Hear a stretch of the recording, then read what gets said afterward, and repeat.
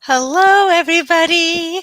Welcome back to my channel. My name is Teacher Rebecca, and I am a stay-at-home, work-at-home mom. I've been on Outschool for 2 years now, uh, 2.5 maybe, and it was a VIP kid teacher before that. Worked with various other companies as well.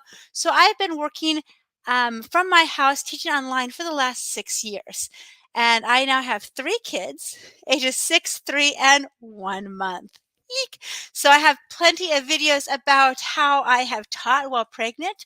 And I first started teaching, well, 6 years ago when my oldest was 5 months old. So I've been pregnant twice. I've taught with newborns. I've taught with toddlers. I've taught with like everything in between. This is a little glimpse into my life and how things work around here in my house, which is a little bit crazy. We have some downtime too, but it's kind of craziness. So this is about how I took time off of maternity leave for my youngest on Outschool and how I came back. Let's quickly say hi to people in the chat. Hello, Kathy. Welcome. Thanks for coming. And if you guys are coming back and watching the replay, let me know in the comments below what you thought was helpful about this video. This is just me and real life because it's real life. Okay. Hello, Teacher Kelly. Welcome. So here's what I did is I was not shy about telling my students on Outschool that I was going to have a baby. And especially that last month, I did tell them, hey, I'm going to have a baby pretty soon. And so we'll be taking a little bit of time off of Outschool. About a month, you will not be charged for any classes that I do not have scheduled. So with Outschool, I do ongoing classes where every Sunday, the parents are charged for what they will be attending that week. So if I don't schedule a class that week, they're not charged anything, which means I don't have to refund anything. It does mean that anything I don't teach, I don't earn. So if I'm counting on certain weekly income, well, that comes to a halt for however long I want to take off. Okay, some people take off a whole year, some people take off just a week. It is up to them. I chose to take 1 month off. Um, I knew my baby was going to be born the beginning part of August, so I took all of August off.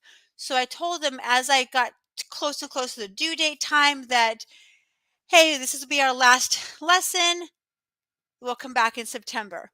And so I told them about it, and I even asked some of them because we wanted to be surprised on this one of the gender until birth, if they had a guess on if it was going to be a boy or a girl. Like, don't worry about it if you guess wrong because I don't even know the right answer. So just take a guess. And some guess boy, some guess girl. And I was like, it doesn't matter what you guess, just whatever you think. So after the baby was born, I did put a picture of the baby in the classroom. So I said, the baby's here, and guess what? It's a boy. So I put him there. Now I didn't put any names for him in the classroom. It's kept pretty, anonymous, but I did show this picture, and they all went, "Oh, ah, yay! Can't wait to see you in the classroom again." So it's kind of fun to, get that hyped up. Plus, it gave them a hint that when I come back, I might have a baby with me, which is exactly what happened. I had brought it all the way down. I had canceled a lot of classes over the summer. I was moving the summer too. So when things got down to 1 learner or even 0 learners, I just canceled that section out and I reduced my schedule down.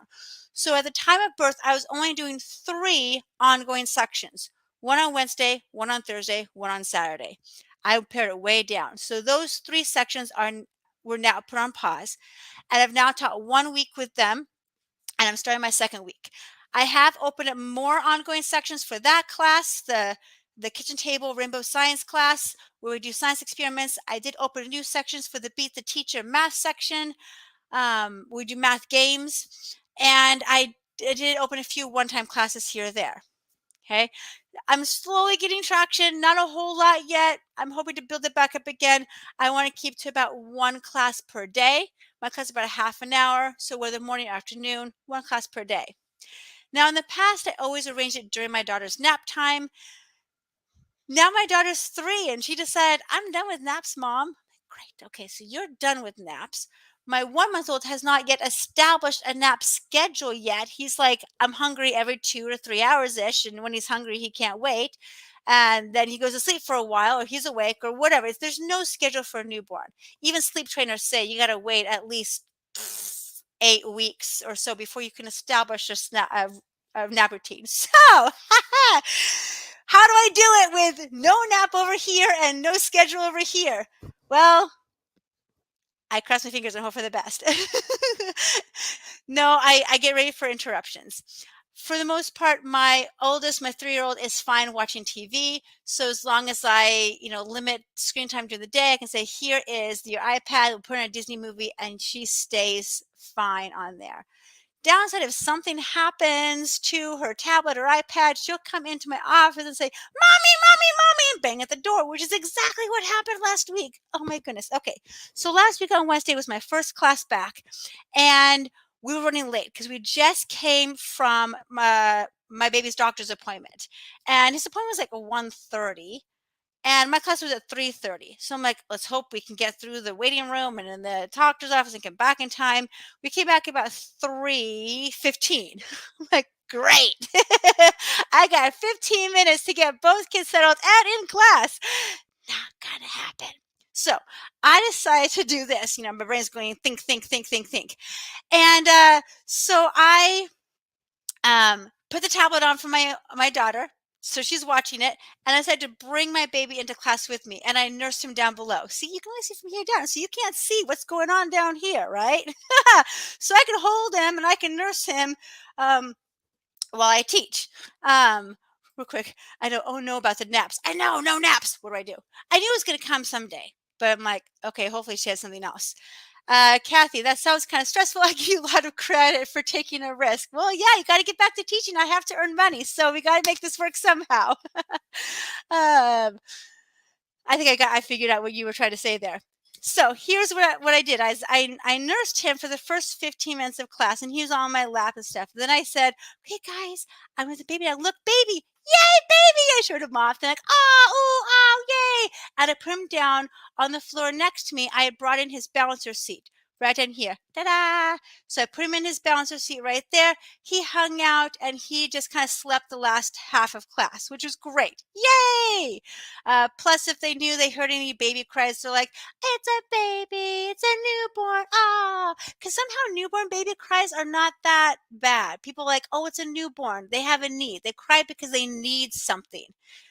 When my 3-year-old cries, though, it's like, oh my goodness, the world has to come to a stop. And that's exactly what happened. So 5 minutes later, she comes knocking on my door and just barges right in.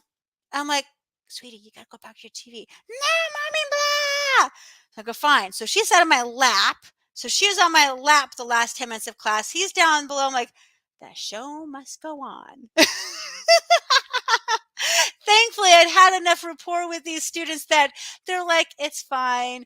I don't know if I've lost some students or will gain some. I mean, it's also summertime. Well, it's September now, but it's fluctuating. I did lose a few people due to inactivity after that. So, it could be because I took a month off that they're like, oh, we forgot that this class even existed on our schedule. So we'll just let it, unsubscribe. Whoops. So I don't think it had anything to do with the loudness, but I try to keep my kids out for the half an hour. But if they have to come in, then as long as you're quiet. But she's on my lap and she's trying to draw on the screen as I'm drawing the circly things too. I'm like, no, keep your fingers away. Because I can draw on Zoom, but I can also draw with Minicam. And so I was drawing some circles of things and she was trying to scribble along too. I'm like, stop, stop. So I kept having to turn it off and erase her things. I'm like, okay, it's fine. But yeah, things can happen. So just keep going with it. And so my goal, and I'll let you know how it goes in a few months, when I establish a nap routine for him and I can figure out when to schedule classes based on our life schedule now of maybe drop off or pick up or extracurricular things or going to Bible studies. I'm still trying to get established in a new city that we just moved to, get established with a new church. Once we know our routine, then I can start scheduling classes for those nap times, those blocks of times that I know I'll be quiet. And it may only be for a half hour in the morning and then half an hour in the afternoon. But as long as I can get these consistent, it'd be great. Another idea was to teach in the evenings when my husband is home, but leaving him alone with 3 kids, one who has to do her homework in a quiet setting, is recipe for disaster. We often have to team it up. One person does homework, one person does the two youngest kids. So we have a little bit of quiet time. I can't say, you do that when I can't even do that by myself. We need the team thing for evenings, but I can also do a weekend. Or if I can establish somebody in the neighborhood nearby, I can say, hey, can you watch my kids for a chunk of time?